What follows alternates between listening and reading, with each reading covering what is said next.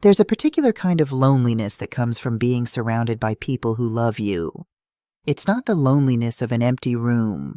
It's not the silence of a house where no one calls your name anymore.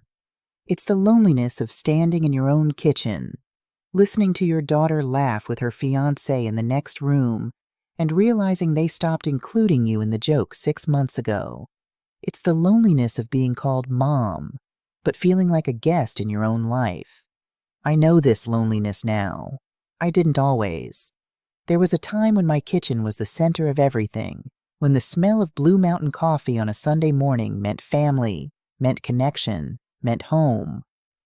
There was a time when my daughter and I would sit at that same kitchen table every Friday evening, reviewing the week, planning the future, being present with each other. But somewhere along the way, I lost her. Or maybe she lost me.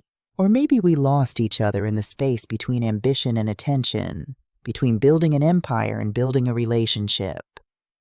I didn't know it then, but that afternoon at Whitmore's boutique, 2 days before my daughter's wedding, would be the last time I recognized myself.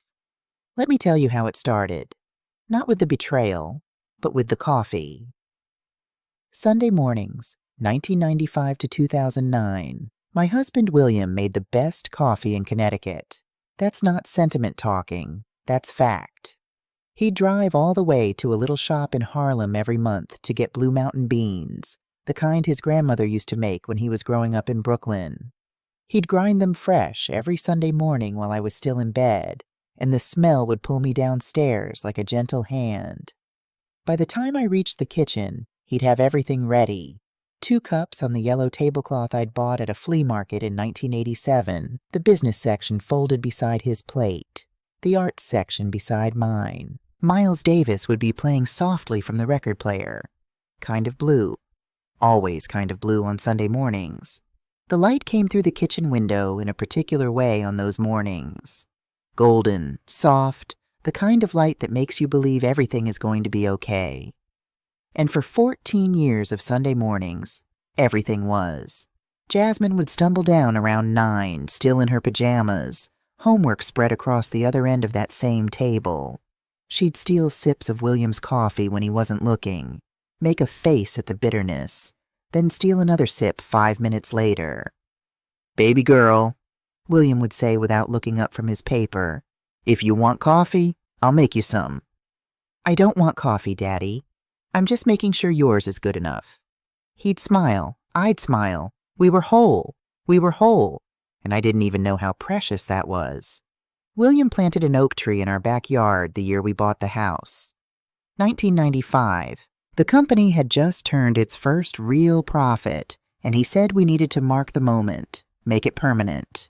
He chose oak because his grandmother told him, "Strong roots mean strong growth." He'd tend that tree every Saturday afternoon, Jasmine helping him, both of them covered in soil, laughing about something I could never quite hear from the kitchen window. He grew tomatoes from seeds his grandmother had saved, passed down through 3 generations, the smell of fresh soil after rain, the weight of ripe tomatoes in your hands, the way Jasmine would run inside, holding one up like a trophy. "Mama, look, we did it!" Those are the things I remember now. Those small, perfect things. Sunday services at Bethel AME Church. William on the usher board, his deep voice greeting everyone. "Good morning, sister. Good morning, brother." Me leading the women's ministry, organizing potlucks and prayer circles. Jasmine in the youth choir, her voice clear and strong even at 10 years old. The congregation called him Brother Morrison. They called me Sister Catherine. We belonged to something bigger than ourselves, a community that had carried us through hard times, celebrated our victories, held us when we grieved. Sister Johnson's peach cobbler at every potluck, the way the church basement smelled like fried chicken and collard greens on the first Sunday of every month.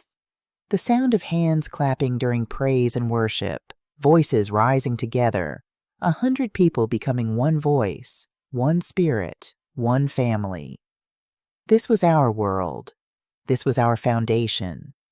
Strong roots, and I thought it would last forever. Building Morrison and Associates, 1987 to 2009. Let me tell you what it's like to be a black woman trying to get a business loan in 1987. You walk into the bank in your best suit, the one you saved 3 months to buy. You bring your business plan, typed and bound, every number verified twice. You sit across from a man who looks at you like you're asking for a miracle instead of a loan. "Mrs. Morrison," he says, your business plan unopened on his desk. "Have you considered starting smaller? Perhaps a catering business? I understand you people are very good at that." You people. William squeezed my hand under the table. I smiled. We left. We went to 12 banks. 12 no thank yous delivered with varying degrees of politeness. The last one didn't even pretend. "We don't finance high-risk ventures." High risk. 2 college-educated professionals with a solid business plan. High risk. We finance the company ourselves. Savings. Second mortgages. And when that wasn't enough, we went to the church. Brother Hayes, who worked at the post office. Sister Washington, who cleaned offices at night. Brother Thomas, who drove a bus. 23 families from Bethel AME Church invested in Morrison & Associates Consulting. Not because they understood strategic consulting, but because they understood us. We ran the business from our basement for the first 3 years. William handled operations. He could organize anything, see systems where I only saw chaos. I handled strategy, client relations, the vision.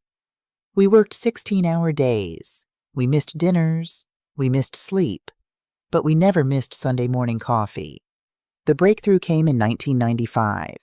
TechCorp Solutions, a mid-sized software company in Stamford, took a chance on us. 1 contract, 6 months. Prove yourself. We proved ourselves. By 1997, we had 12 clients. By 2028. By 2005, our revenue hit $8 million. We employed 40 people, 70% from the Black community. We weren't just building a business. We were building opportunity. William and I, we made sense together. He saw details. I saw the big picture. He was patient. I was driven. He calmed me down when I wanted to fire a difficult client. I pushed him forward when he wanted to play it safe. We were partners. In business, in marriage, in everything. And then June 10th, 2009 happened. The day everything changed, William died at his desk. Heart attack. Massive. The doctors said he probably didn't feel much pain, if that's supposed to be comforting. He was 52 years old, born in 1957, married me when I was 19 and he was 26, gave me 33 years of Sunday morning coffee and Saturday afternoon gardens, and a love so steady I forgot it was holding me up. Until it wasn't. The funeral was small. I stood at his grave with Jasmine beside me. She was 20 years old, home from Columbia for the summer, and I made a promise out loud, in front of God and everybody. "We'll survive this." I didn't know if I believed it, but I said it anyway. The company was drowning, $800,000 in debt. Clients were leaving, some respectfully, some not. Everyone told me to sell, cash out, take what you can get, start over. I didn't. Not because I was brave, because I was angry. Angry at God for taking William. Angry at the world for expecting me to disappear quietly. Angry at every person who ever looked at me and saw you people. I worked 80-hour weeks. I renegotiated every contract personally. I called in every favor William and I had ever earned. I rebuilt from nothing. Jasmine graduated from Columbia in 2010 and came home. "I want to help, Mama." "You sure, baby? This is going to be hard." "I know, but it's Dad's legacy. It's our legacy. I want to fight for it." She started at the bottom. Entry-level analyst. No special treatment. I made that clear to everyone, including her. She worked late nights, took the clients no one else wanted, proved herself. By 2014, we'd climbed out of debt. Revenue hit $12 million. By 2019, $25 million. Jasmine had worked her way to vice president of operations. 11 years of earning it, step by step. She was brilliant. Everything William and I had hoped she'd become. Strategic mind, people skills, work ethic that reminded me of her father. That year, 2019, I promoted her to Chief Operating Officer. She was 31, young, yes, but ready. Leonard Hayes, our senior vice president and William's old college roommate, raised an eyebrow when I announced it at the board meeting. "She's ready," I told him. She was. Or I thought she was. The Friday night ritual. After William died, Jasmine and I created our own ritual. Friday evenings. Just the two of us. Dinner at the kitchen table. That same yellow tablecloth William had spilled coffee on 1,000 times. We'd review the week, celebrate wins, strategize around problems. Sometimes we talk about business for 3 hours. Sometimes we just eat in comfortable silence, both of us too tired to do anything but exist in each other's presence. Those Friday nights kept me sane. Dad would be so proud, Jasmine said one evening in 2018. We just landed our biggest contract, a 3-year deal with a Fortune 500 company. "You did it, Mama. You saved everything he built." I touched William's photograph on the mantle, the one from 1995, the day we bought the house. "We did it together, baby. You and me." She smiled. That smile that reminded me so much of William, it hurt. I should have held on to that moment longer. Should have memorized it. Should have known that nothing good lasts forever, no matter how strong the roots. William kept a leather journal, deep burgundy, soft from years of handling, with his initials embossed in gold, WJM. He wrote in it every Sunday after church. Business ideas, personal reflections, prayers. After he died, I couldn't touch it for a year. Then one Sunday, I opened it and read every entry. His handwriting, his thoughts, his voice still speaking to me. I started writing in it myself. Continued where he left off. Business strategies, notes about Jasmine's progress, my own prayers on hard days, the smell of the leather, the weight of it in my hands, the way the pen moved across the paper. It felt like maintaining a connection to him, like he was still here, still my partner, still holding me up. Every Sunday morning, I'd sit at the kitchen table with William's coffee and his journal and write. Jasmine knew not to interrupt. That hour was sacred. I wrote in that journal for 10 years, and then I stopped. I didn't notice when, exactly. Didn't make a conscious decision. Just stopped. One Sunday became 2, became a month, became 6 months. When I finally picked it up again, the last entry was dated December 15th, 2023. 6 months of silence. 6 months of forgetting to talk to William. The entry said, "Jasmine is worried about me. Maybe she's right." I don't remember writing that. Year 1. Isaiah Bennett arrives. January 2022. Jasmine brought him to a board meeting on a Tuesday in January.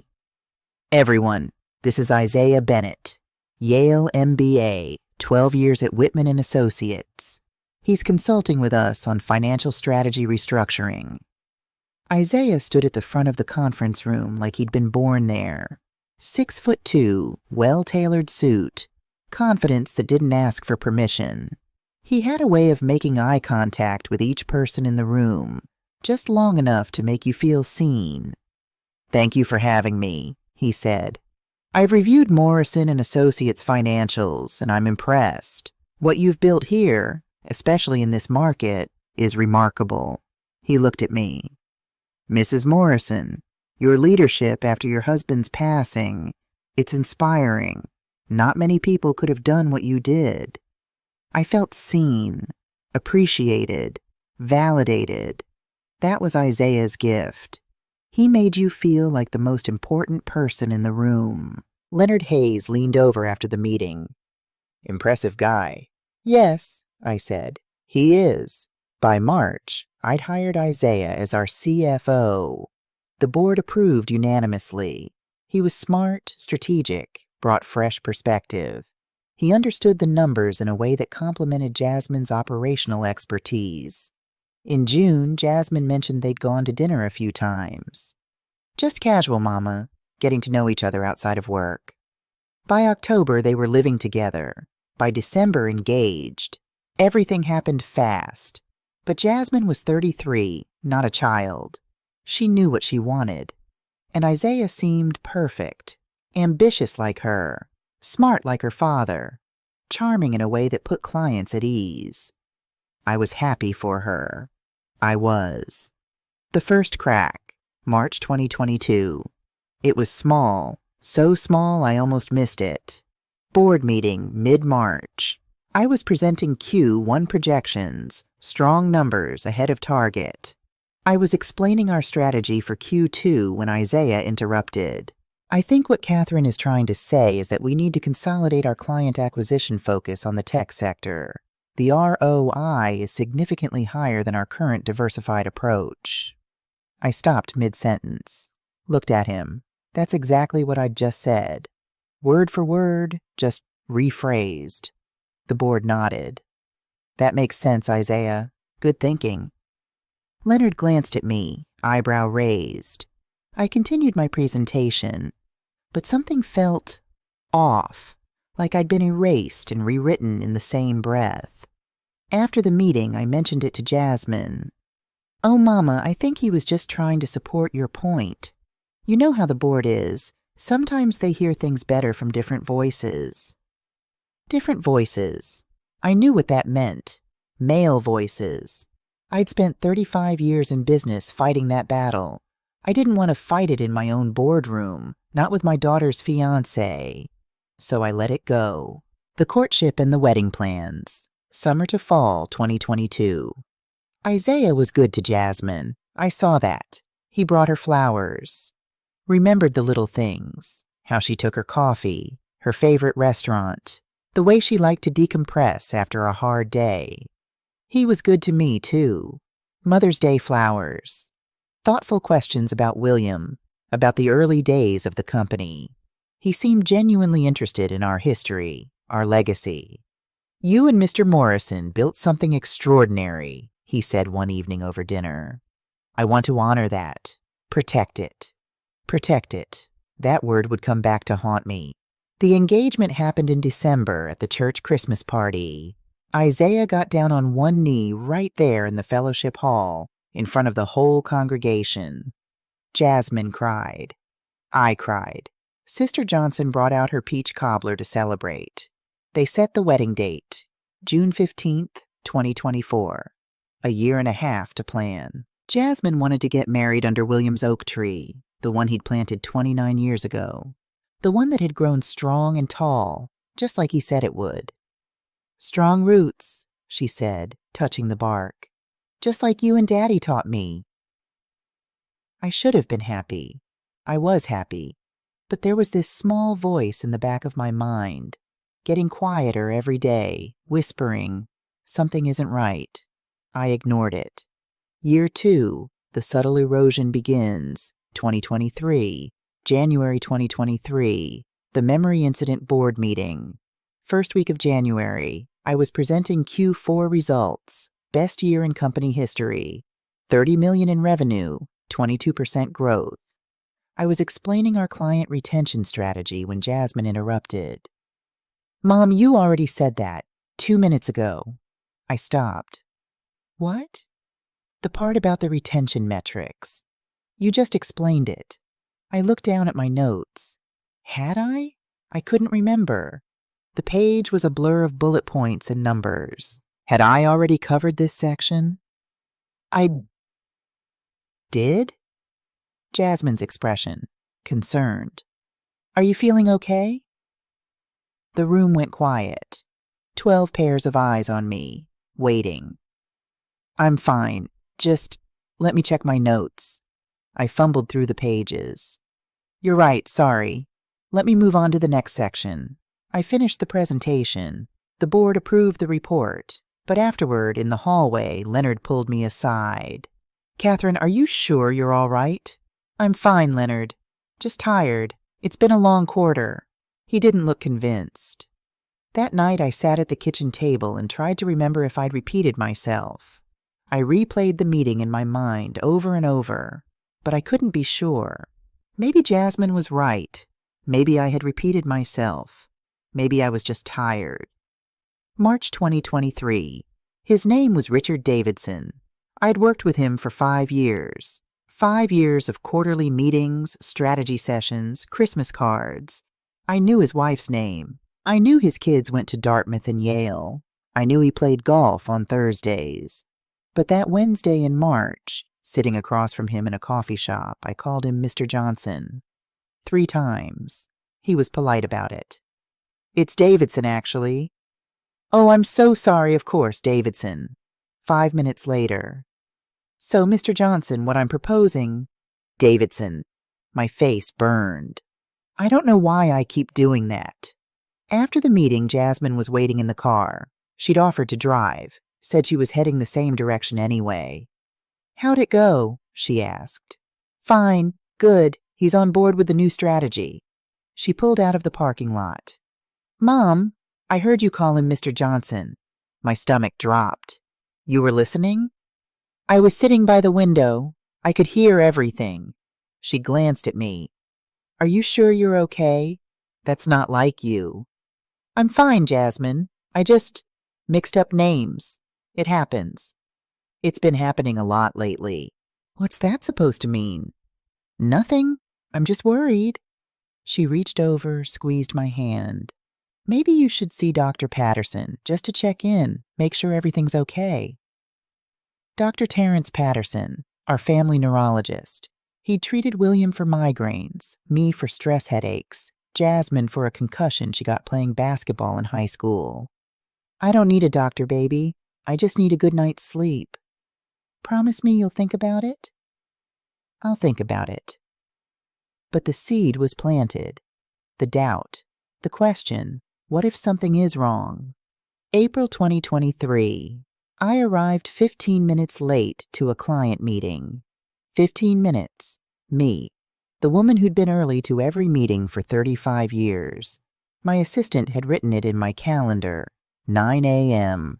But when I showed up at 9, they'd already started. The meeting had been at 8:45. "I'm so sorry," I said, rushing in. My calendar said 9. Jasmine covered for me. "Mom's been handling back-to-back meetings all week. Let's catch her up on what she missed." Afterward, Isaiah pulled me aside. "Catherine, this isn't like you." His voice was gentle, kind. "Have you thought about what Jasmine suggested? Seeing Dr. Patterson?" "It was just a calendar mix-up." "Was it?" He paused. "The repeating yourself at the board meeting. Forgetting Mr. Davidson's name. Now this. Catherine, I care about you. We all do. And we're worried." I looked at him. This man who was going to marry my daughter. This man who seemed so genuinely concerned. "I'll make an appointment," I heard myself say. "Good. That's good." He smiled. "We just want to make sure you're okay. You've been under so much stress since William died. It's understandable if it's catching up to you." Catching up to me. Like I was a car breaking down. Like I was machinery wearing out. I made the appointment with Dr. Patterson the next day. June 2023. Jasmine and Isaiah asked me to dinner on a Friday night. Not our usual Friday ritual. This was different. More formal. They picked the restaurant. A quiet place, private booth in the back. "Mama, we need to talk," Jasmine said after we ordered. My chest tightened. "About what?" She exchanged a look with Isaiah. He nodded, encouraging. "We're worried about you. Isaiah and I, Leonard, some of the board members, we've all noticed changes." "Changes?" "The memory issues, the confusion. Mama, you're working too hard. You've been working too hard for 15 years, ever since Daddy died." Isaiah leaned forward. "Catherine, you've done an incredible job. You saved this company. You grew it beyond anything anyone thought possible. But maybe," he paused, "maybe it's time to think about stepping back, letting the next generation take the lead." Stepping back, the next generation, meaning Jasmine, meaning Isaiah. I'm 61 years old, I said slowly. Not 90. We know, Mama, but you've earned the right to rest, to enjoy your life. You don't have to carry this burden anymore. Burden, William's legacy, our life's work, a burden. I don't want to step back, I said. I'm not ready. Jasmine's eyes filled with tears. But what if you keep working until you can't anymore, until something happens? What if you make a decision that hurts the company because you're not? Because I'm what? She couldn't say it, but Isaiah could. Because you're experiencing cognitive decline, he said gently. Catherine, it's nothing to be ashamed of. It happens. Stress, age, grief, they all take a toll, but ignoring it won't make it go away. I sat there, looking at my daughter and her fiancé, and I felt something inside me crack. Not break, just crack, like the first hairline fracture in a foundation, small enough to ignore, deep enough to matter. I'll think about it, I said. But what I meant was, I'll start questioning everything I know about myself. September 2023, Dr. Patterson's assessment. Dr. Patterson ran tests, lots of tests. Memory, cognitive function, motor skills, verbal processing. He asked me to remember 3 words and repeat them 5 minutes later. Apple, table, penny. He asked me to draw a clock showing 3:15. He asked me about my daily routine, my stress levels, how I'd been sleeping. 2 days later, I sat in his office while he reviewed the results. Catherine, I'm seeing some early signs of cognitive fatigue. Nothing alarming yet, but worth monitoring. Cognitive fatigue. What does that mean? It means your brain is tired. You've been under enormous stress for 15 years. Grief, work pressure, the responsibility of running a company, it all adds up. The memory lapses, the confusion, the difficulty with names and dates. These are all consistent with stress-induced cognitive fatigue. So I'm not declining? He hesitated, just a fraction of a second, but I caught it. Not in the way you're thinking. But Catherine, if you don't reduce your stress levels, if you don't start delegating more, these symptoms could progress. Progress. There was that word again. What should I do? Step back from day-to-day operations. Let Jasmine and Isaiah handle more of the workload. Focus on strategic oversight rather than tactical execution. Give yourself permission to rest. I sat there looking at this man I'd trusted for 5 years, and I wanted to believe him. I wanted to believe that rest would fix everything, that I just needed to slow down, breathe, let go a little. But something in his eyes, I couldn't name it then. But looking back, I know what it was. Pity. He was looking at me with pity, like I was already gone. November 2023, Thanksgiving. The breaking point came on Thanksgiving. We hosted at the Morrison estate, like we'd done every year since William planted that oak tree. Church members, Leonard and his wife, Evelyn our housekeeper, Jasmine and Isaiah. 16 people around the dining room table. I was carving the turkey, William's tradition, the one I'd taken over after he died. I was telling a story about our first Thanksgiving in 1985, when William tried to deep fry a turkey and nearly burned down our apartment kitchen. Everyone was laughing. I was in the middle of describing the fire department showing up when Jasmine interrupted. Mom, you told this story last week. At dinner. I stopped, knife in midair. I did? Yeah, last Wednesday. When Leonard came over for the contract review. I looked at Leonard. He nodded, uncomfortable. I didn't remember last Wednesday's dinner. I didn't remember telling this story. I didn't remember Leonard being there. How could I forget an entire dinner? I'm sorry, I said. I didn't realize. Isaiah reached over, touched my hand. It's okay, Mom, Catherine. It's a great story. Worth telling twice. Mom, Catherine. He'd never called me that before. Always Catherine or Mrs. Morrison. The familiarity felt wrong. Presumptuous. But everyone else was nodding, smiling, moving on. I set down the carving knife. I need a moment. I walked to the bathroom, closed the door, stood in front of the mirror, looked at my face. 61 years old. Gray hair I'd stopped dyeing 2 years ago. Lines around my eyes from 35 years of hard work. Capable hands that had built a company from nothing. But the woman looking back at me, I didn't recognize her. She looked tired, confused, lost. She looked like someone who was forgetting her own life. I whispered to my reflection, "What's happening to me?" No answer, just my own face, staring back, equally confused. When I returned to the table, conversation had moved on. No one mentioned the repeated story, but I felt their eyes on me, concerned, watchful, waiting for the next mistake. That night, after everyone left, I sat in William's study and tried to remember last Wednesday. I pulled up my calendar. There it was. Dinner with Leonard, contract review. I checked my email. 3 messages from Leonard that day discussing the contracts we'd apparently reviewed. I had no memory of any of it. None. I picked up William's red notebook, opened it to the last entry, December 15th, 2023. 3 weeks ago, I wrote, "Jasmine is worried about me. Maybe she's right." Then I closed the notebook and didn't open it again for 6 months. Year 3, The Invisible Cage, January 2024. January brought snow and silence. I noticed it first in the emails. Small things. CC lines that used to include my name now didn't. Meeting invitations sent to Jasmine and Isaiah, but not to me.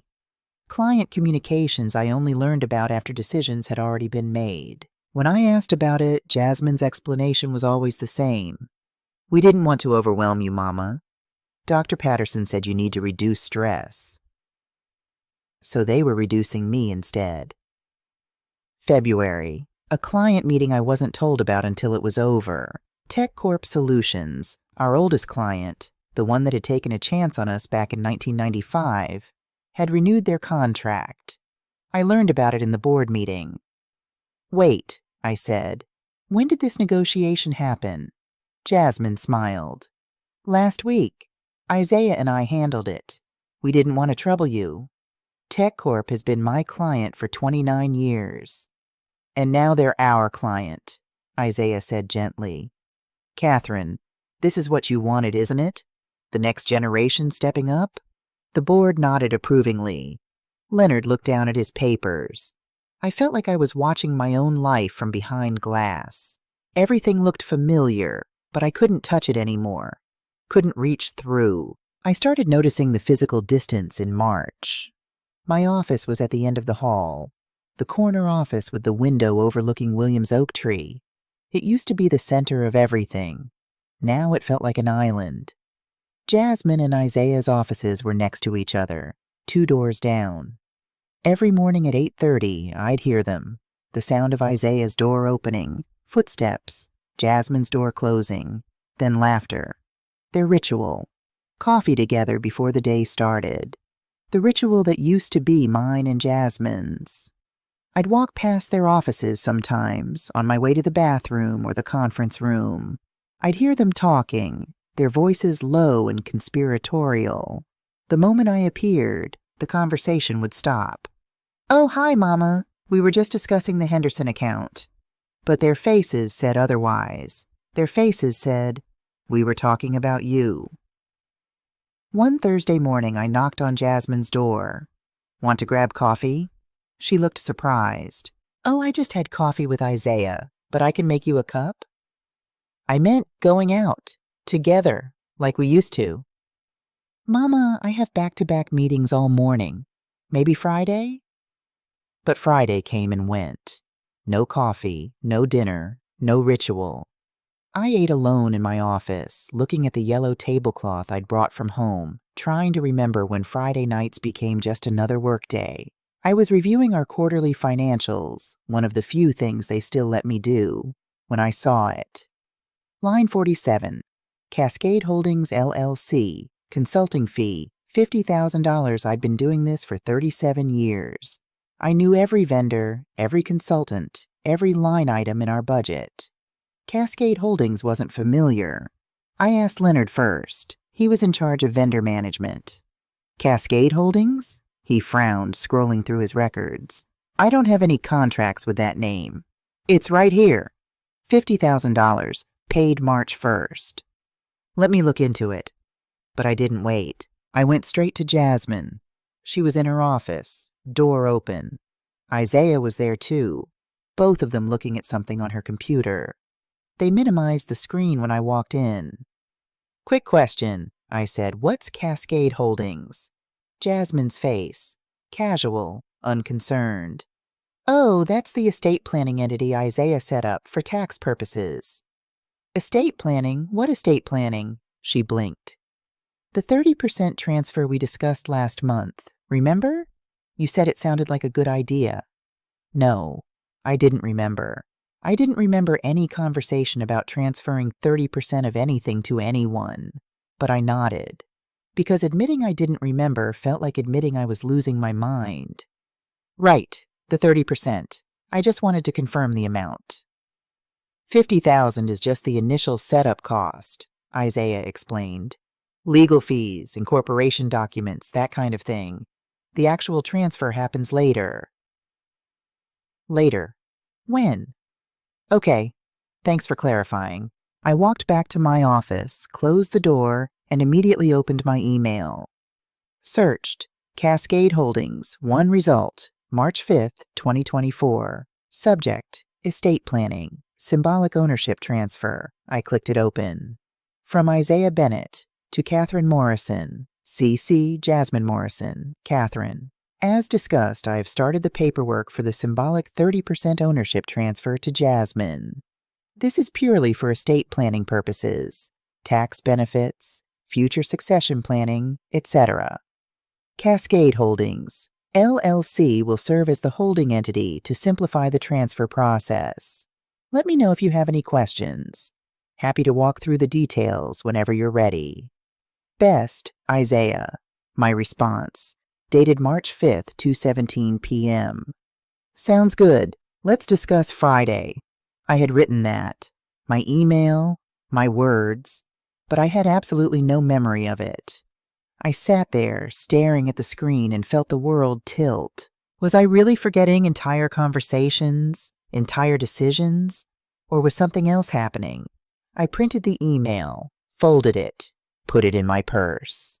That night, I searched my home office for anything else related to Cascade Holdings. Nothing. Just that one email. Symbolic 30% transfer. For estate planning. It sounded reasonable, professional, the kind of thing a responsible CEO would do. So why did it feel like a trap? April 2024. I realized in April that I'd stopped going to church. Sister Washington called me. Catherine, baby. We miss you. Haven't seen you in services for almost 2 months. 2 months? Had it really been that long? I've been busy with the wedding planning, I said. Well, don't be a stranger. You know we're here for you. After I hung up, I checked my calendar. The last Sunday I'd attended Bethel AME was February 18th. 6 weeks ago. When had I stopped going? Who had I become that I could abandon my church community without even noticing? I tried to remember the last time I'd led the women's ministry meeting. Christmas? Before that? Tried to remember the last time I'd had coffee with Sister Johnson, or helped organize a potluck, or done anything that connected me to the life I'd built before. Before what? Before Isaiah. Before the engagement. Before I started doubting every thought in my own head. One Sunday morning in late April, I woke up early. The house was quiet. Jasmine and Isaiah were at their own apartment now. They'd moved in together fully after the engagement, planning to move into the estate after the wedding. I went downstairs to the kitchen, opened the cabinet where I kept William's Blue Mountain coffee beans. The bag was there, unopened. I'd bought it 6 months ago and never touched it. I ground the beans. The smell filled the kitchen. Rich, familiar William. I made the coffee exactly the way he used to. Sat down at the kitchen table with the yellow tablecloth, put on kind of blue. Waited for the morning light to come through the window. Everything was the same, but when I took the first sip, it tasted wrong. Not the coffee. The coffee was perfect. But my mouth, my tongue, my sense of taste, something was off. Like I was drinking it through a filter. Like there was a barrier between me and the simple pleasure of morning coffee. I tried again. Still wrong. I poured the rest down the sink and stood there, watching it spiral away, and thought, I've lost even this. May 2024, Dr. Patterson's escalation second assessment. More comprehensive this time. Dr. Patterson had me come in for a full day of testing. Cognitive function, memory, motor skills, problem solving. Hours of questions and tasks and puzzles. 2 days later, I sat in his office while he delivered the results. Catherine, I'm concerned. He set down his pen, folded his hands. I'm seeing progression. That word, progression. What kind of progression? He turned his monitor toward me, showed me graphs, charts, numbers that were supposed to represent my brain. Your cognitive function scores have declined since September. Not dramatically, but consistently. The memory issues are more frequent. The confusion is more pronounced. He paused. Have you noticed it yourself? Yes, sometimes. Have you been following my recommendations, reducing stress, delegating more? I've tried. He looked at me with that expression again. Pity. Catherine, I think it's time we had a serious conversation about the future, about what happens if these symptoms continue to progress. What do you mean? I mean you should consider updating your power of attorney, making sure there are clear provisions in place for someone to make decisions on your behalf if you're unable to do so. Unable to do so. He was talking about me like I was already incompetent. You should also think about succession planning for the company.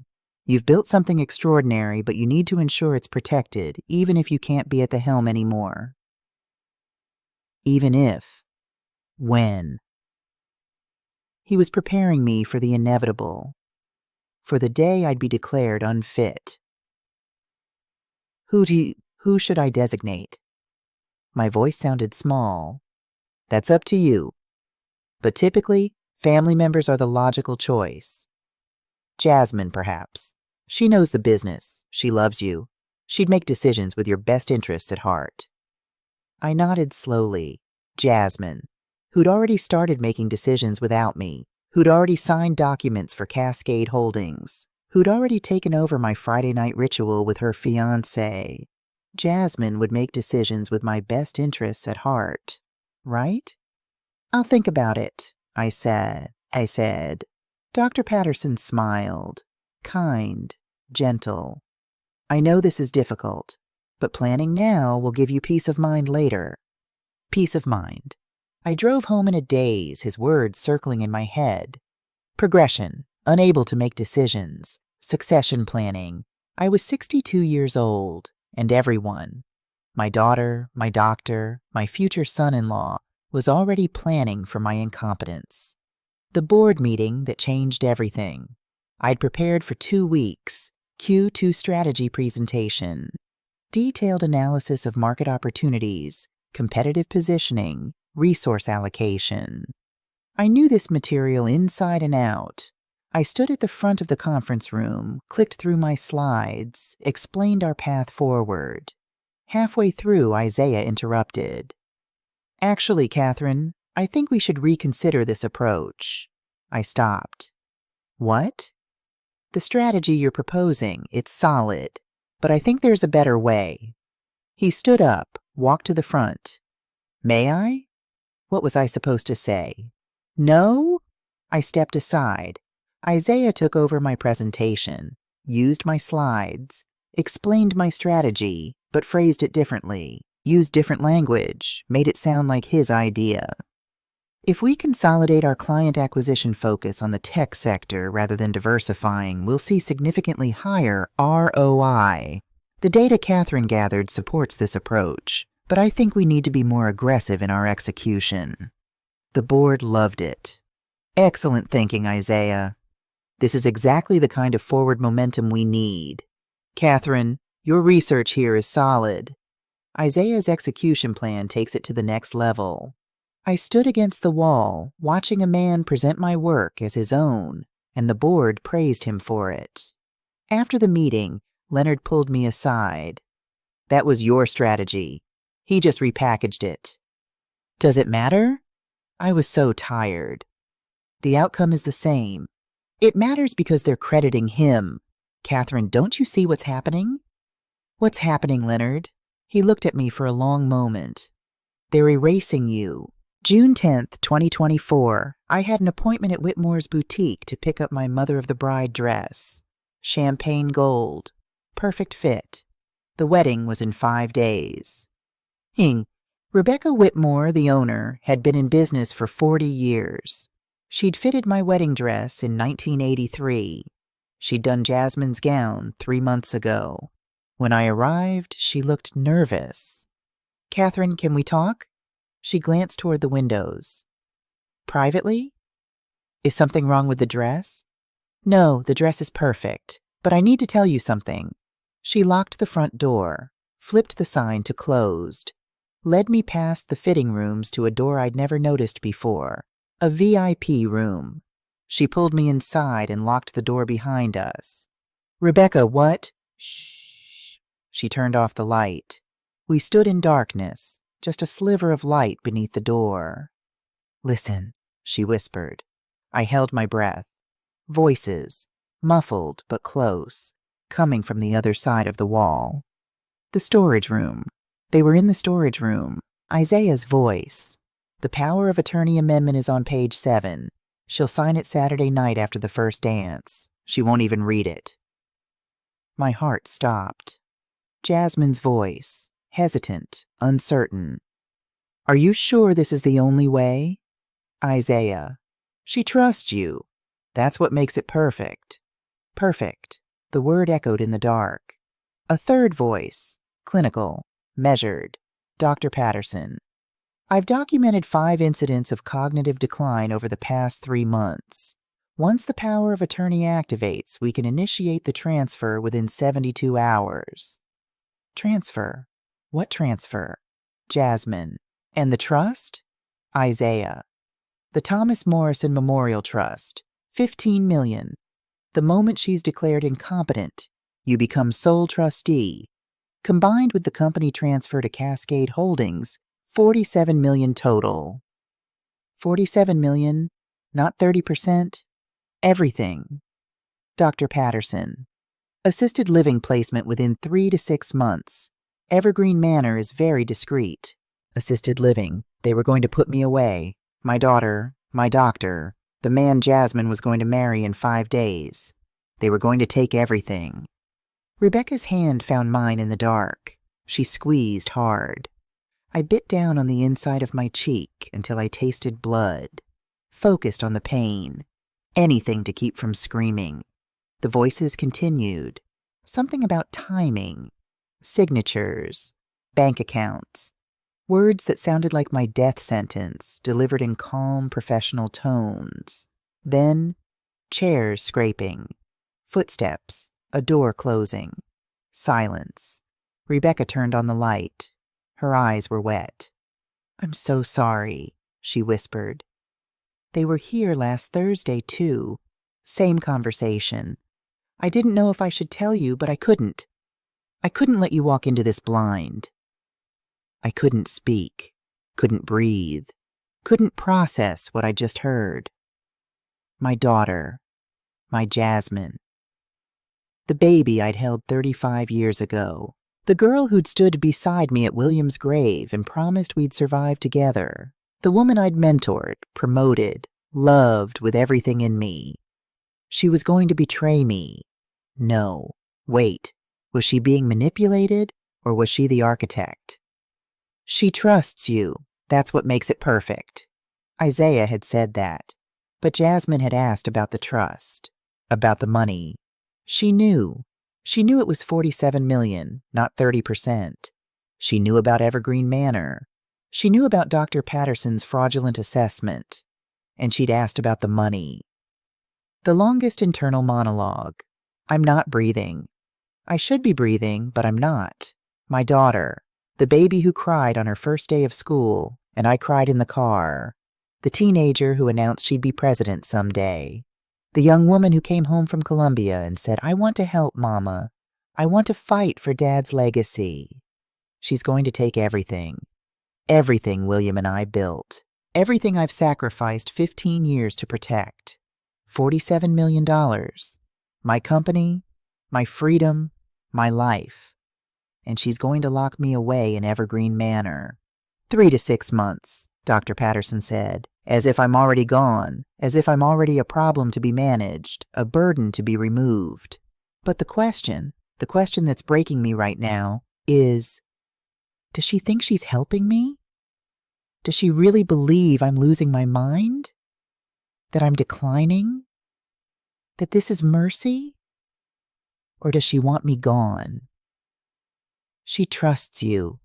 That's what makes it perfect. Isaiah knows I trust Jasmine. He's using that trust. But is he using her? Is my daughter a victim or a villain? I don't know. I don't know anything anymore. Except this. I am not losing my mind. The memory lapses, the confusion, the repeating myself. What if it wasn't real? What if they made me doubt myself? What if the calendar mistake wasn't a mistake? What if Dr. Patterson's assessments are lies? What if I've been gaslit for 18 months, made to question my own reality, made to feel incompetent, made to think I need protection? So I'd sign the papers, so I'd go quietly, so I'd disappear. But I won't. I won't. Rebecca turned on the light. I was shaking. What are you going to do? She asked. I don't know yet. Catherine, where's my dress? She blinked. What? The champagne gold dress. I came to pick it up. She disappeared into the back, returned with a garment bag. I took it, looped it over my arm. Thank you, I said. My voice was steady, calm, like I'd just heard the weather report instead of my own execution order. Catherine, you can't just... Thank you for telling me, for letting me hear. I won't forget this. I walked out into the June sunlight. The street was busy. Tourists, couples, a woman walking a golden retriever. Everyone looked normal, happy. I crossed to my car, opened the back door, laid the garment bag carefully across the seat. Then I climbed into the driver's seat, closed the door. The dress hung in the back like a ghost. The dress I was supposed to wear when I gave my daughter away, when I smiled and toasted to love and trust and new beginnings. The dress I'd wear when they handed me papers to sign, papers that would make me disappear. I drove home slowly. The Morrison estate appeared at the end of the tree-lined drive, pale yellow Victorian, wrap-around porch, and there in the backyard, visible from the driveway, William's oak tree. The tree he'd planted 29 years ago, the day we bought this house, the day the company first turned a profit. Strong roots, he'd said. Strong roots mean strong growth. The tree was still standing, tall, solid, alive. But I felt like my roots had been cut. No, not cut. Slowly poisoned. 18 months of doubt, of questioning myself, of believing I was broken. 18 months of them taking pieces of me, so gradually I didn't notice until there was almost nothing left. I sat in the car, looking at that tree, and I made a decision. Not revenge, understanding. Before I could fight, I needed to know, was Jasmine a victim or a villain? Was she being manipulated by Isaiah? Or was she the one orchestrating this? Did she really believe I was losing my mind? Or did she just want control? I needed answers, and I had 5 days to find them. I walked into the house. Evelyn Brooks, our housekeeper, was in the kitchen preparing dinner. Miss Catherine, you're home. Did you get the dress? I held up the garment bag, smiled. Perfect fit. Beautiful, just beautiful. Jasmine's going to cry when she sees you in it. Jasmine, who was planning to declare me incompetent? Who was planning to take $47 million? Who was planning to put me in assisted living? Yes, I said, I'm sure she will. I went upstairs to William's study, closed the door, sat down at his desk, pulled out the red leather notebook, the one I hadn't touched since November. The last entry stared up at me. Jasmine is worried about me. Maybe she's right. I picked up the pen, wrote, June 10th, 2024. I heard them. I know. Then I sat there in the silence and let the truth wash over me. $47 million. Cascade Holdings. Dr. Patterson's fabricated assessments. Isaiah's gambling debt. I didn't know about that yet, but I would. The power of attorney with page 7. The assisted living facility. All of it planned. All of it calculated. All of it happening in 5 days. Unless I stopped it. Late that night, I stood in my bathroom, looked at myself in the mirror. 62 years old, gray hair, tired eyes, lines on my face from 37 years of building something from nothing. I whispered, Am I losing my mind? My reflection stared back. Silent. I asked again, louder, Am I losing my mind? No, I wasn't. The memory lapses? Manufactured. The confusion? Gaslighting. The assessments? Fraudulent. I wasn't broken. I was being broken. There's a difference. I touched the mirror, my fingertips against my reflection's fingertips. They want you to disappear, I said. They want you to doubt yourself so much that you'll sign away everything without a fight. They want you to go quietly. But you won't, my reflection agreed. I turned off the bathroom light and walked back to William's study, sat down at his desk, opened my laptop, searched. Financial fraud investigator, Connecticut. Searched. Elder abuse lawyer, Connecticut searched. Power of attorney fraud. The results made me sick. It happened to people all the time. People who thought they were safe. People with families they trusted. People like me. But I wasn't going down without a fight. I looked at William's photograph on the desk, the one from 1995. I'm going to need your help, I whispered. I'm going to need strength I don't have. The photograph didn't answer, but the oak tree outside the window swayed in the June breeze. Strong roots, strong growth. I had 5 days to save everything. 5 days to find out if my daughter was worth saving. 5 days to reclaim myself. The war started tomorrow. Friday, June 11th. I woke up at dawn on Friday. The wedding was in 4 days. I didn't go to the office. For the first time in 15 years since William died, I called in sick. Jasmine texted at 8:15. Mom, are you okay? I stared at my phone. My daughter, who was planning to declare me incompetent tomorrow, who thought I was too confused to notice. I typed back, just tired, need to rest before the wedding. 3 dots appeared, then, good, you need your strength. Love you? Love you. What a strange phrase for someone planning to take everything.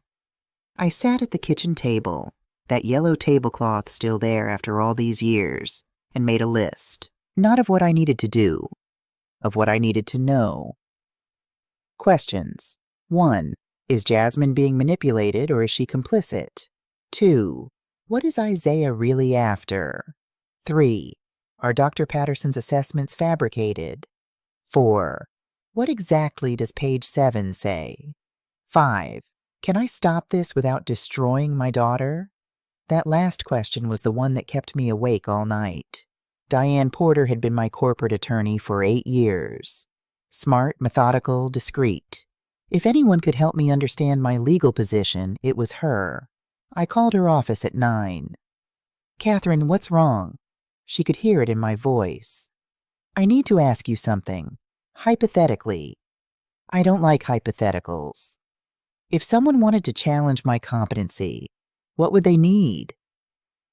Silence on the other end. Then, Catherine, what's going on? Just answer the question, please. They'd need a licensed physician's assessment documenting cognitive impairment, multiple incidents over time, and a legal petition for guardianship or conservatorship. How long would I have to respond? 72 hours after filing. But Catherine, what if I'd already signed a power of attorney? Then you'd have almost no recourse. The person you designated would have immediate authority to make financial and medical decisions on your behalf. You could challenge it in court, but it's an uphill battle. She paused. Why are you asking me this? I need you to review a document. Can I send it to you? Of course. But Catherine, please tell me what's happening. I took a breath. My daughter is getting married on Saturday, and I think her fiancé is planning to use a power of attorney to take control of my company and my assets, with help from my doctor. Jesus Christ. Send me everything. Now. Leonard answered on the first ring. Catherine, I've been trying to reach you all morning. I need you to do something for me, Leonard, and I need you to keep it quiet. Anything.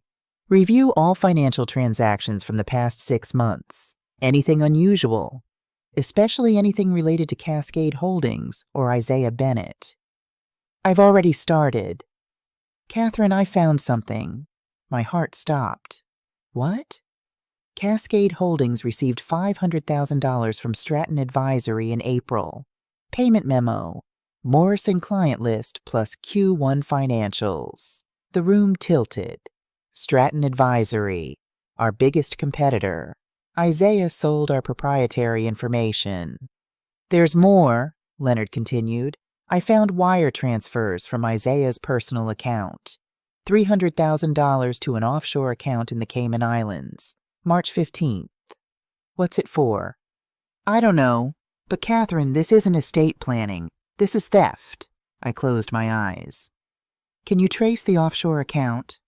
I'll try, but we might need someone with more specialized skills.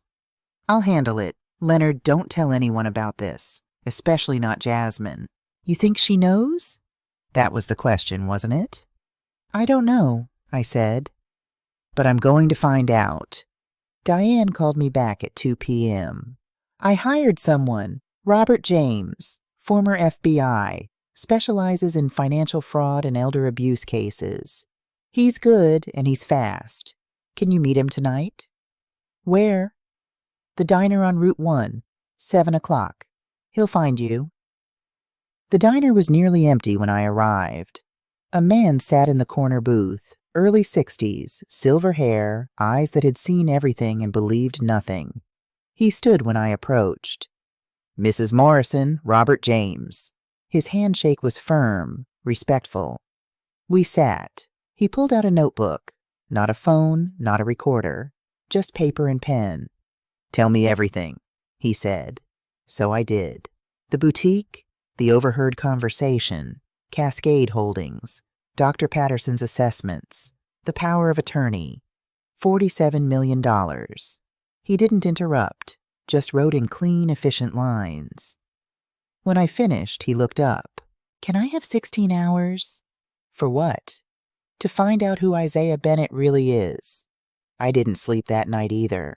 I lay in bed, staring at the ceiling, thinking about Jasmine as a baby. The way she'd grab my finger with her tiny hand. The way she'd cry when I left the room, even just to get a glass of water. The way she'd looked at me at William's funeral. Lost. Scared. Needing me to be strong enough for both of us. When had that changed? When did she start seeing me as weak instead of strong? As a burden instead of a partner? Or had Isaiah made her see me that way? At 3 a.m., I got up and went to the kitchen. Made William's coffee. The smell filled the house. I sat at the table and wrapped my hands around the cup, letting the warmth seep into my palms. Took a sip. It tasted right. For the first time in months, it tasted exactly right. And I knew in that moment that my mind was fine. My memory was fine. I wasn't broken. I'd been systematically dismantled, but I could be rebuilt.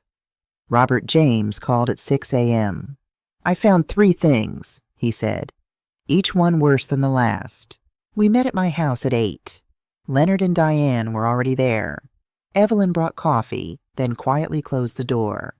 Robert spread 3 folders on William's desk. Folder 1, Isaiah Bennett photographs. Isaiah shaking hands with a bald man in an expensive suit. Manhattan street corner. Different locations, different dates. This is Dmitry Vulov, Robert said. Enforcer for Viktor Krasov. Russian organized crime, operates out of New York and New Jersey. What does Isaiah owe him? $2.5 million. Gambling debt. Illegal poker games, sports betting. He's been in deep since 2020. The deadline to pay is June 30th, 2 weeks from now. I stared at the photographs. My future son-in-law. The man Jasmine was going to marry in 3 days. If he doesn't pay by the 30th, Robert said quietly, Krasov's people will kill him. So that's what this was about. Survival. Isaiah wasn't just stealing from me. He was running for his life. Folder 2, the corporate sabotage bank statements, emails, transaction records. Isaiah didn't just sell your client list, Robert said. He's been systematically sabotaging Morrison & Associates for 18 months. He laid out the evidence.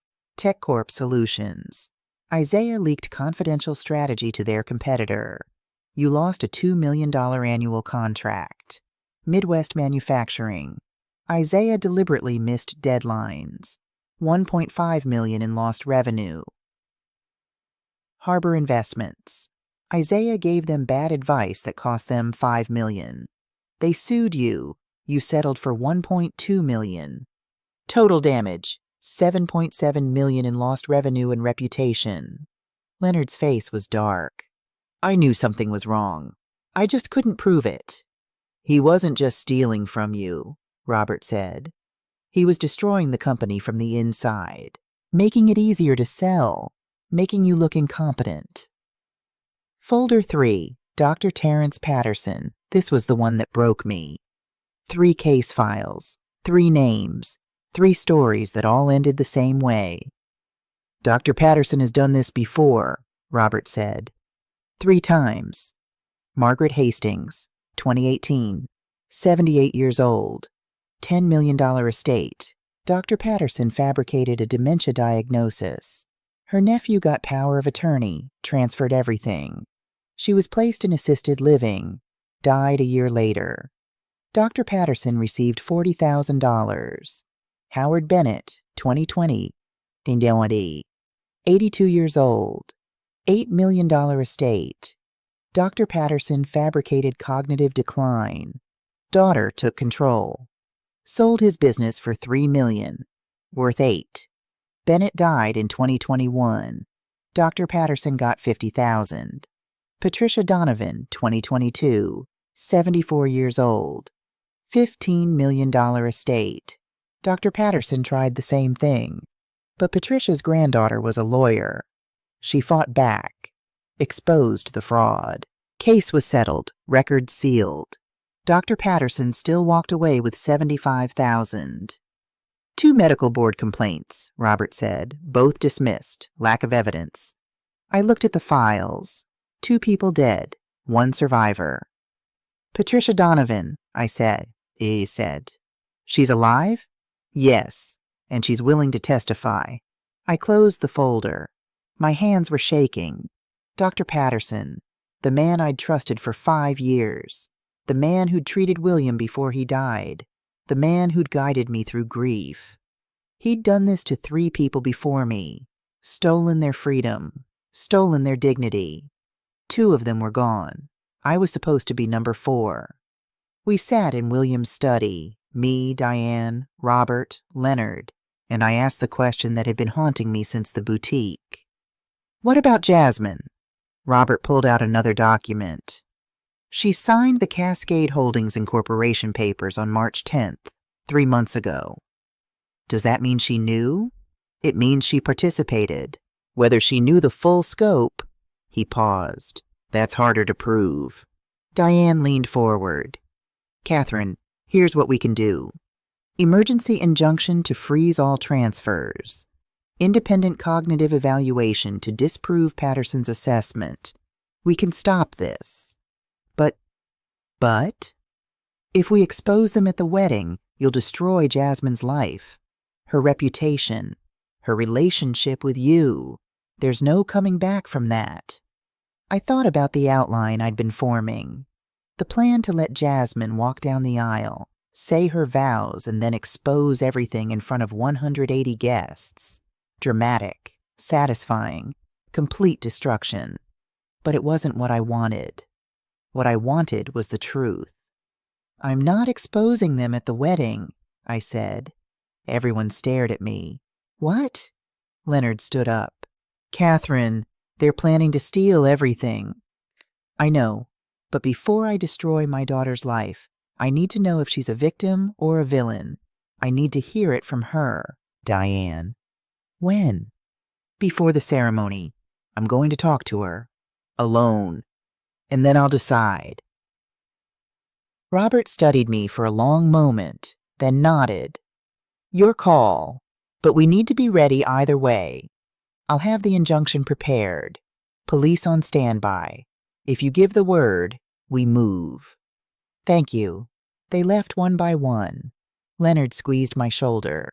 Diane promised to have everything ready by Saturday morning. Robert was the last to leave. He paused at the door. Mrs. Morrison, I knew your husband. I looked up. What? 2005. I was investigating a Ponzi scheme targeting small consulting firms. My supervisor wanted to drop it. Not high profile enough. William came forward. Testified. Gave us everything we needed. He saved the case. He paused. He saved my career. I never got the chance to pay him back. My throat tightened. You can now, I said. He nodded once. That's the plan. Saturday morning, the wedding day, I woke at dawn. The house was already full of activity. Florists, caterers, Evelyn directing traffic. The ceremony was at 5 p.m. under William's oak tree. 180 guests. I showered, did my makeup, put on the champagne gold dress, looked at myself in the mirror. I looked like a mother of the bride. Elegant, composed, happy. I didn't feel any of those things. At noon, Jasmine arrived to get ready. She was in the guest room with her bridesmaids, laughing, drinking champagne. I stood outside her door and listened to her joy. My daughter, about to marry a man who was using her, about to destroy everything we'd built together. Did she know? In 2 hours, I'd find out. At 3 p.m., I knocked on Jasmine's door. She opened it, still in her robe, hair half done. Mama, you look beautiful. Can we talk? Alone? She glanced at her bridesmaids. Can you give us a minute? They filed out. The door closed. Jasmine sat on the bed, smiled. What's up? I sat beside her, took her hand. I know about Cascade Holdings. Her smile froze. I know about the power of attorney. Page 7. Mama, I know Isaiah sold our client list to Stratton Advisory. Her face went pale. I know Dr. Patterson has done this before, 3 times. 2 of those people are dead. What? She pulled her hand away. What are you talking about? Margaret Hastings, Howard Bennett, Patricia Donovan. Dr. Patterson fabricated their cognitive assessments, just like he's fabricating mine. Stole their money.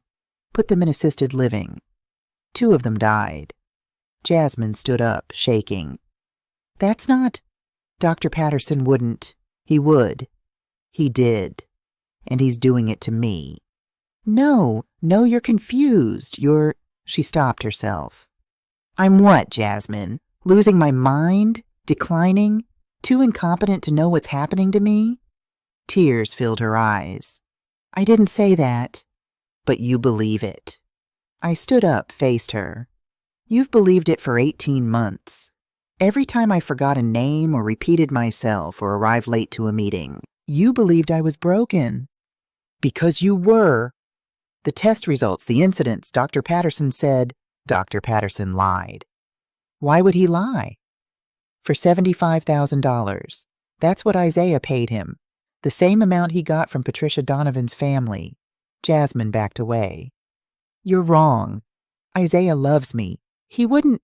Isaiah owes $2.5 million to the Russian mob. He has 2 weeks to pay or they'll kill him. That's what this is about, Jasmine. Survival, mine or his. She shook her head, crying now. No, you're confused. You're sick. You need help. I'm not sick. My voice rose for the first time. I never was. The memory lapses, the confusion. It was gaslighting. Isaiah changed my calendar. Isaiah made me doubt myself. And you, my voice broke. You let him. I was trying to help you. By stealing my company? By planning to put me in Evergreen Manor? By declaring me incompetent? I didn't know about any of that. Isaiah said it was just 30% for estate planning. It's everything, Jasmine. $47 million. I heard you. At the boutique. You asked about the trust. You knew it was $15 million. You knew about the timeline. You knew. She collapsed onto the bed, sobbing. I didn't know it was $47 million. I swear. He told me 30%. He told me we were protecting you. From what? From yourself. From making mistakes. From losing everything Dad built because you couldn't. She stopped. Couldn't what? Because you couldn't let go. Her voice was small, broken. You've worked 80-hour weeks for 15 years, Mama. You never stopped. You never rested. You chose the company over everything. Over church. Over me. Over your own life. There it was. The truth beneath the betrayal. I wanted to prove I could do it without you, she whispered. I spent my whole life in your shadow. You were the hero who saved the company after Dad died. I was just there. And Isaiah made me feel seen, made me feel capable, made me feel like I could be the one in charge. I sat down beside her. Then you should have asked me to step down. Would you have? I thought about that. Would I? I don't know, I said honestly. But you should have asked. Instead, you let Isaiah convince you I was broken. You let him make me doubt my own mind. Do you know what that feels like? She was crying so hard she could barely speak. I'm sorry. I'm so sorry, Mama. Did you know about Dr. Patterson's history? About Isaiah's debt?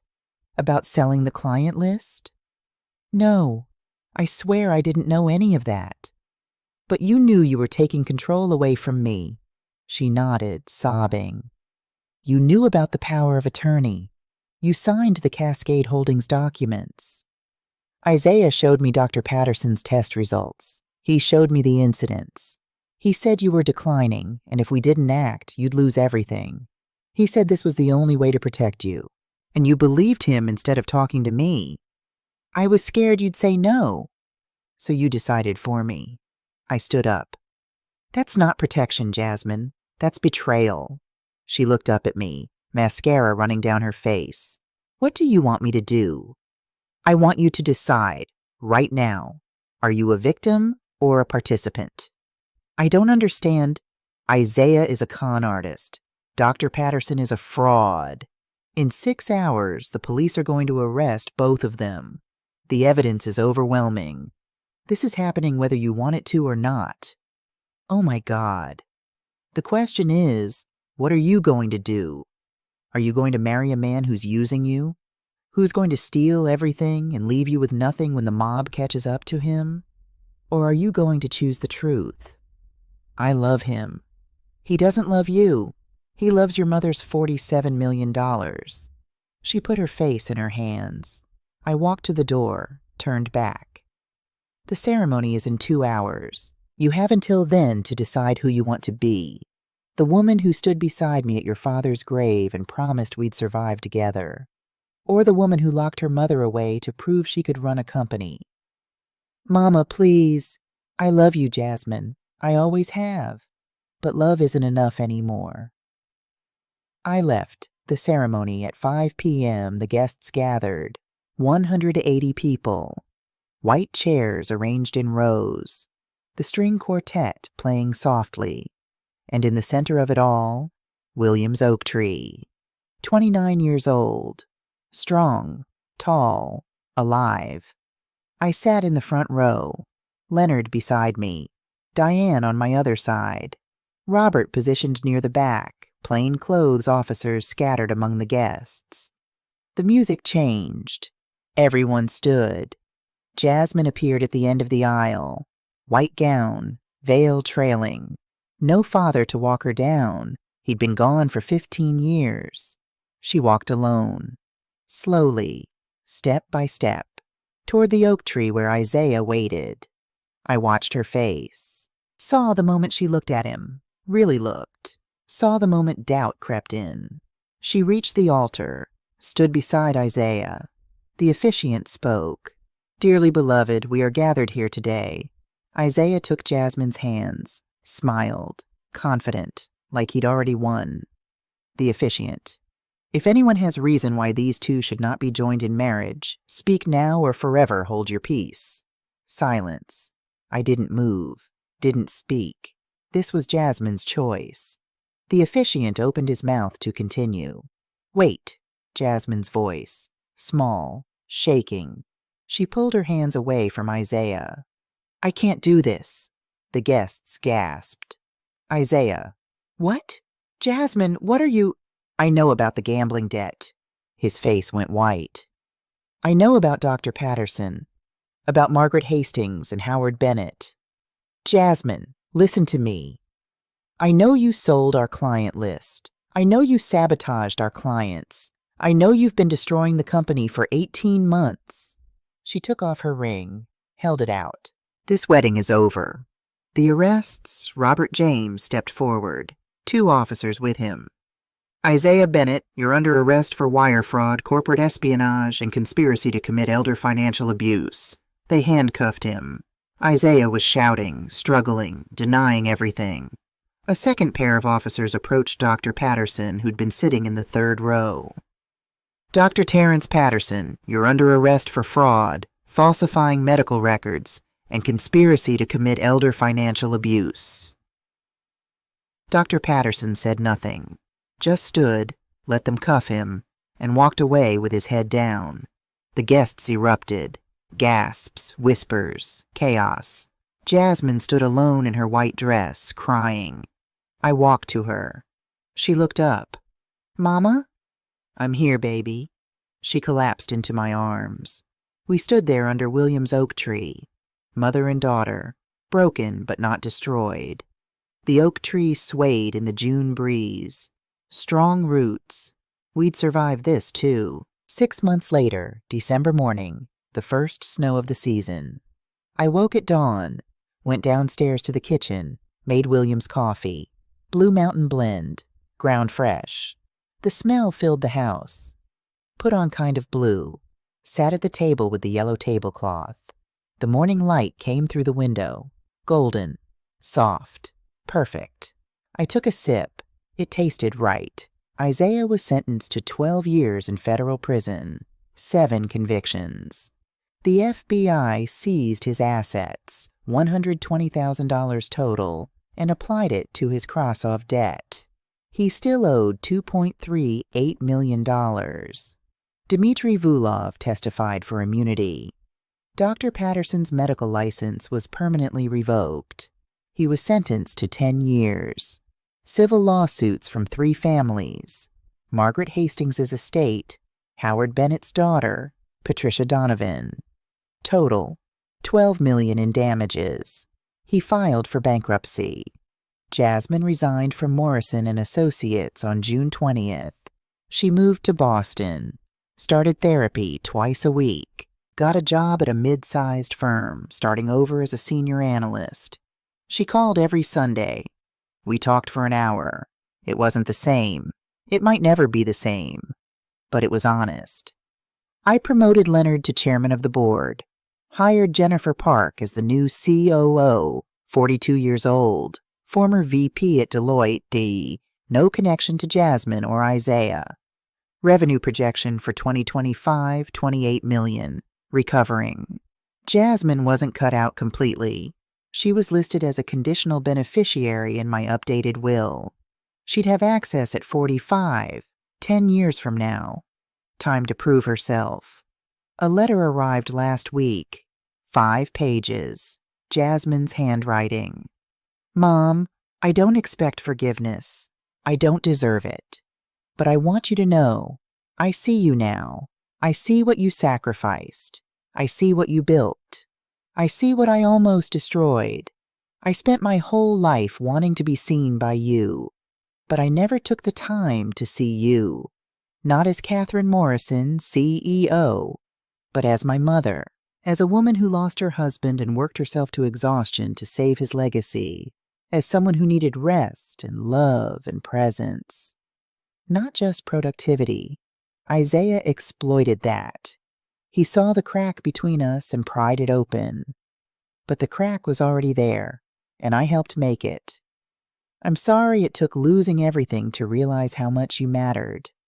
I'm in therapy, learning to separate my worth from my achievements, learning to see myself outside of your shadow, not by diminishing you, but by finding my own light. I'm not asking to come back to the company. I'm not asking for full forgiveness. I'm just asking for coffee. 1 hour. If you're ready. I love you. I always have. Jasmine, I wrote back.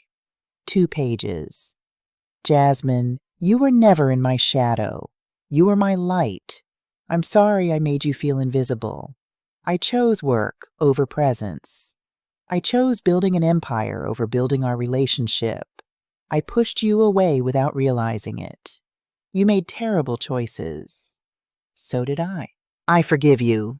I don't know if we can go back to what we were, but maybe we can move forward to something new. Coffee sounds good. Love, Mama.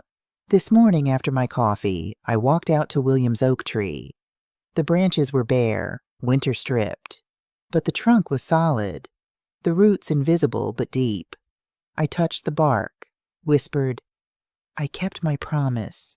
I protected everything. Pause. But I almost lost her. The wind rustled through the bare branches. I stood there for a long time, just being present. Not planning, not strategizing, not building anything, just being. Back inside, I sat at William's desk, opened the red leather notebook.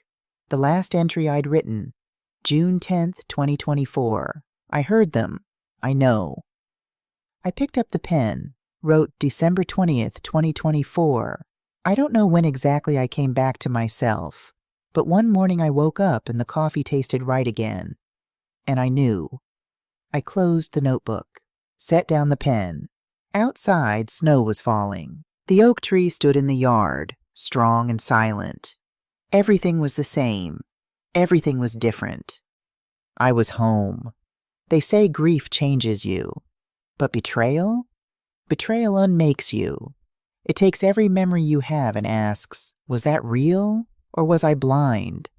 Every Friday dinner with my daughter, every laugh, every hug, every moment I thought we were building something together. Was she already planning it? Or did I push her toward it? I'll never know for sure. What I do know is this. I spent 15 years building a legacy, but I forgot to build a relationship. I worked 80-hour weeks to save my husband's company, but I lost his daughter in the process. Jasmine didn't betray me because she was evil. She betrayed me because she felt invisible, and I made her that way. This morning I sat at my kitchen table. Yellow tablecloth. Miles Davis playing. William's Blue Mountain coffee filling the air with memories. I took a sip. It tasted right, not because the coffee changed, but because I came back to myself. I found my way home. And home isn't a company or a bank account or a legacy on paper. Home is this, The taste of coffee on a Sunday morning, the sound of jazz through old speakers, the weight of a red leather notebook in your hands. Home is knowing who you are, even when the world tries to convince you you're disappearing. Home is the quiet dignity of choosing truth over revenge. Home is forgiving your daughter even when it hurts. Home is being present. The coffee tastes right again. The oak tree still stands. The roots are still strong. And that's how I know I'm home.